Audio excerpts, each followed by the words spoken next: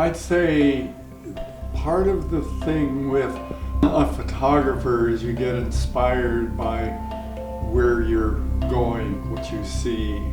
The inspiration of it often comes from looking at a scene and thinking in my mind, ooh, I could set it up this way, I could take it this way, and it'll look like this. And it's a concept. I'm a picture maker, not a picture taker.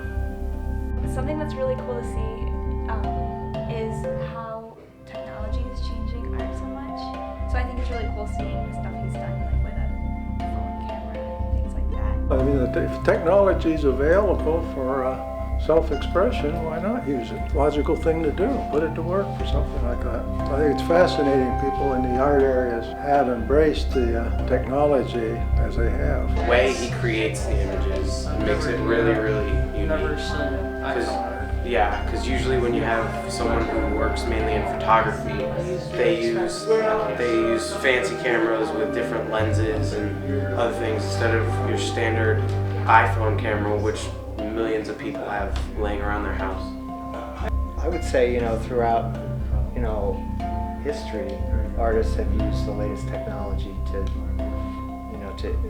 change sort of the way they look at the world, and so it's just a natural progression. It's just that it's happening so much faster now. Within 2 years, everything seems to be changed again. Well, it's obvious that his collection is developed as the technology's developed. So as new technologies come out, it's obvious that he takes advantage of them right away to see if he can use them for artistic expressions.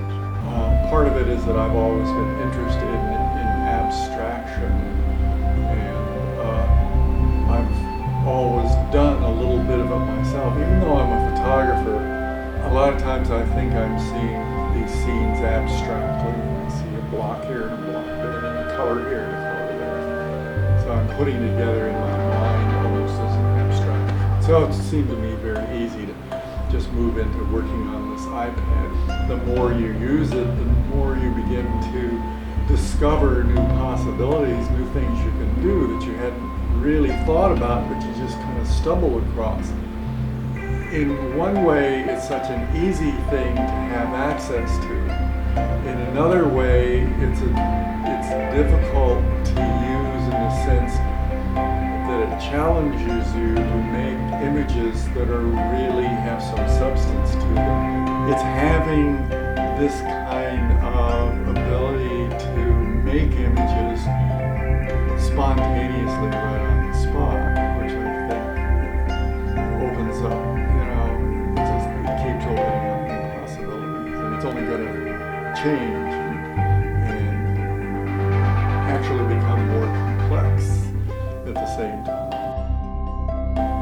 It's not about time, it's about what's in the image.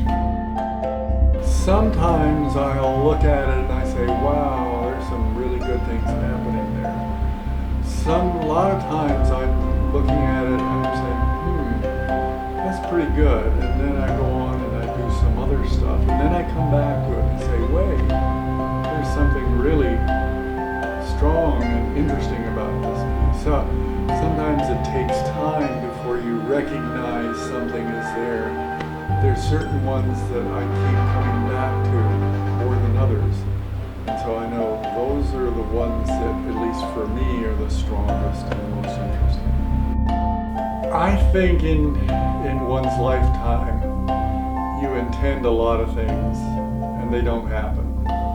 But other things come along and you take a direction based upon what you're being presented and what opportunities are being presented to you. And I think if you're open to that, then you can respond to what's happening. It's like anything, you get more ideas, and one idea leads to another, and then that leads to another, and I seem to be always more interested in exploring the leading edge